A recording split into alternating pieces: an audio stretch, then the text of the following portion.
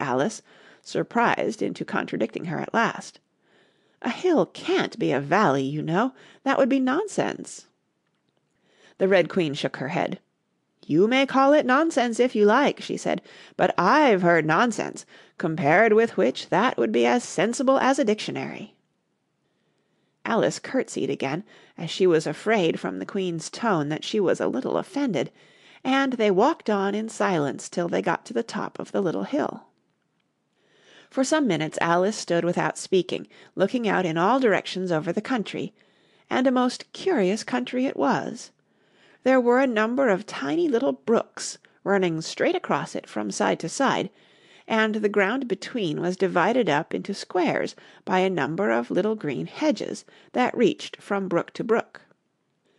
"I declare it's marked out just like a large chessboard," Alice said at last. "There ought to be some men moving about somewhere, and so there are!" she added in a tone of delight, and her heart began to beat quick with excitement as she went on. "It's a great huge game of chess that's being played all over the world. If this is the world at all, you know. Oh, what fun it is! How I wish I was one of them! I wouldn't mind being a pawn, if only I might join, though of course I should like to be a queen best."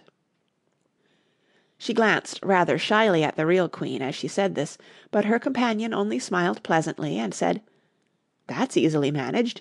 You can be the White Queen's pawn if you like, as Lily's too young to play, and you're in the second square to begin with. When you get to the 8th square you'll be a queen." Just at this moment, somehow or other, they began to run. Alice never could quite make out, in thinking it over afterwards, how it was that they began.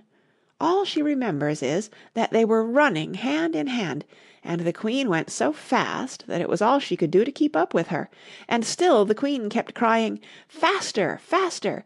but Alice felt she could not go faster, though she had not breath left to say so.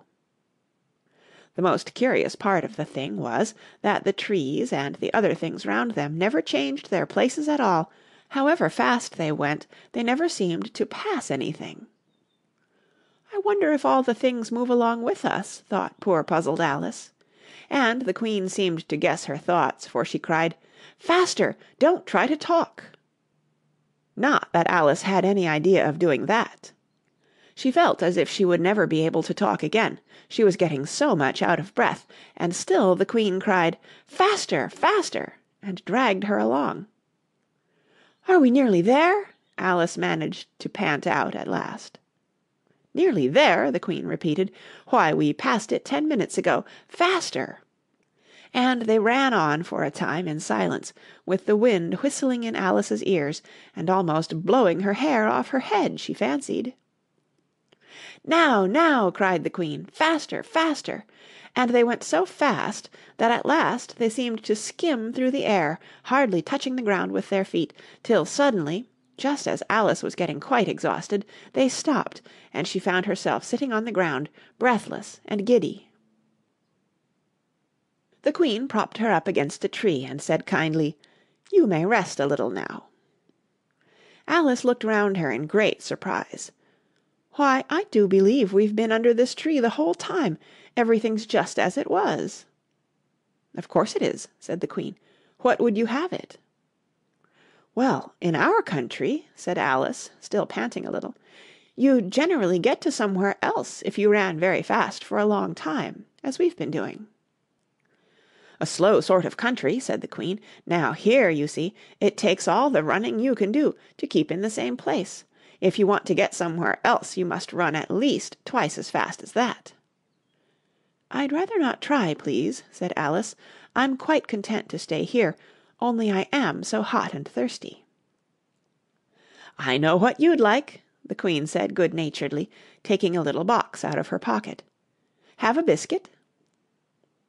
Alice thought it would not be civil to say no, though it wasn't at all what she wanted. So she took it, and ate it as well as she could, and it was very dry, and she thought she had never been so nearly choked in all her life. "While you're refreshing yourself," said the Queen, "I'll just take the measurements." and she took a ribbon out of her pocket, marked in inches, and began measuring the ground, and sticking little pegs in here and there. "At the end of 2 yards," she said, putting in a peg to mark the distance, "I shall give you your directions. Have another biscuit?" "No, thank you," said Alice. "One's quite enough." "Thirst quenched, I hope," said the Queen. Alice did not know what to say to this, but luckily the Queen did not wait for an answer, but went on. "At the end of 3 yards I shall repeat them, for fear of your forgetting them. At the end of 4 I shall say good-bye, and at the end of 5 I shall go." She had got all the pegs put in by this time, and Alice looked on with great interest as she returned to the tree, and then began slowly walking down the row.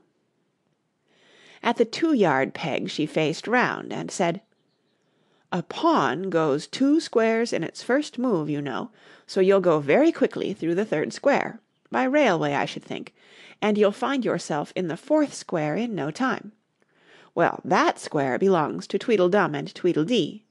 The 5th is mostly water. The 6th belongs to Humpty Dumpty. But you make no remark?" I didn't know I had to make one just then," Alice faltered out. "You should have said, 'It's extremely kind of you to tell me all this.' However, we'll suppose it said. The 7th square is all forest. However, one of the knights will show you the way, and in the 8th square we shall be queens together, and it's all feasting and fun." Alice got up and curtsied, and sat down again. At the next peg the Queen turned again, and this time she said, "Speak in French when you can't think of the English for a thing. Turn out your toes as you walk, and remember who you are." She did not wait for Alice to curtsy this time, but walked on quickly to the next peg, where she turned for a moment to say good-bye, and then hurried on to the last.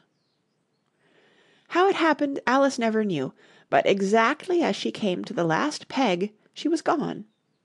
Whether she vanished into the air, or whether she ran quickly into the wood, and she can run very fast, thought Alice, there was no way of guessing, but she was gone, and Alice began to remember that she was a pawn, and that it would soon be time for her to move. End of Chapter 2. Read by Kara Schallenberg, March 2010, in San Diego, California.